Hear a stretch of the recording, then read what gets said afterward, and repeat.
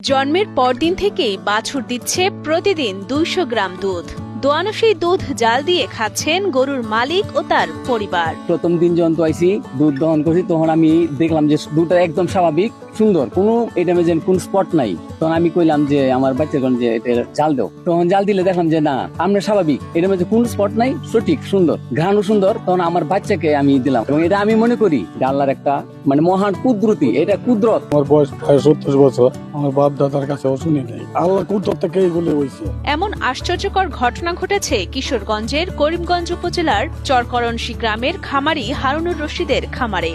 এ খবর এলাকায় ছড়িয়ে পড়া মাত্রই খামারির বাড়িতে বাছুরটিকে দেখতে ভিড় করেন এলাকার মানুষেরা। এইরকম আল্লাহর সৃষ্টির যে অলৌকিক ঘটনা, এটা আমি কোনোদিন দেখি নাই। এই আমরাই সর্বপ্রথম দেখলাম এবং বিভিন্ন জায়গা থেকে লোকজন আসতেছে, তারাও অনুভব করতেছে যে কি একটা আল্লাহর সৃষ্টির রহস্য। তখন আমি অতটা বিশ্বাস করি নাই, আমি এটা কি কয় এটা তো অসম্ভবের কথা। তখন এই দিন জাহাঙ্গীর ডাক্তার আইসে, আইলে পরে ডাক্তারে আইনে বাছুর দেয়, আমারও ডাক দিছে যে তুমি বাছুরটাকে ধরো, আমি দুধ দোয়াই 200 গ্রাম হইব যে ইয়াটা দুধটা একদম ফ্রেশ দুধটা। খামারি হারুনুর রশিদ জানান ২০২৩ সালে ৭৫,০০০ টাকায় একটি বকনা বাছুর কিনেছিলেন তিনি। সেটি লালন পালনের এক পর্যায়ে বড় করে তোলার পর ১৭ দিন আগে জন্ম দেয় একটি বাছুর। জন্মের একদিন পরই খামারি লক্ষ্য করেন বাছুরটি দুধ দিতে সক্ষম। সেই থেকে